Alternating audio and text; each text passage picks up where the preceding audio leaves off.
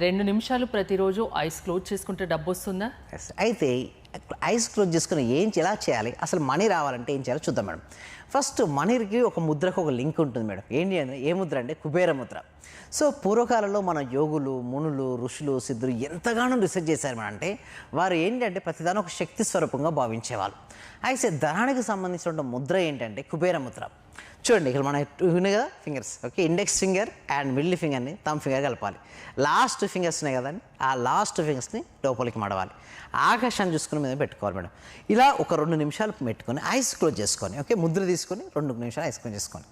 అయితే ఏంటి, మనకు డబ్బు కావాలి. కానీ యూనివర్స్ యొక్క సిగ్నల్ ఏంటంటే నీకు కేవలం డబ్బు కావాలంటే డబ్బు ఇవ్వదు మేడం.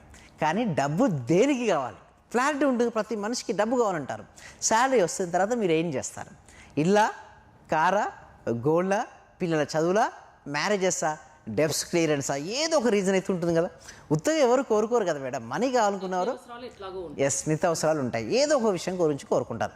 అయితే ఆ 2 నిమిషాలు క్లారిటీగా విజులేషన్ ఊహించుకోవాలి. ఎక్కడ? ఆజ్ఞా చక్రం దగ్గర 2 నిమిషాలు అంటే 120 సెకండ్స్ మేడం. ఒక పిక్చర్స్ మీరు ఏం చేయాలంటే మూమెంటం తీసుకురావాలి. చాలామంది ఏంటంటే జస్ట్ ఊహించుకోమని చెప్పేసి ఏదేదో కలగంటూ ఉంటారు. లక్ష్యంపై కాకుండా, లక్ష్యానికి కాకుండా కలగంటారు. అలా రావడం వల్ల రాదు. 2 నిమిషాలు ఫుల్ ఫోకస్గా ఉండాలి ఫస్ట్ నియమం. తర్వాత ఏం చేయాలి, ఇక్కడ మీరు ఏం కావాలనుకున్నారో అంత అమౌంట్ మీ దగ్గరికి వచ్చింది.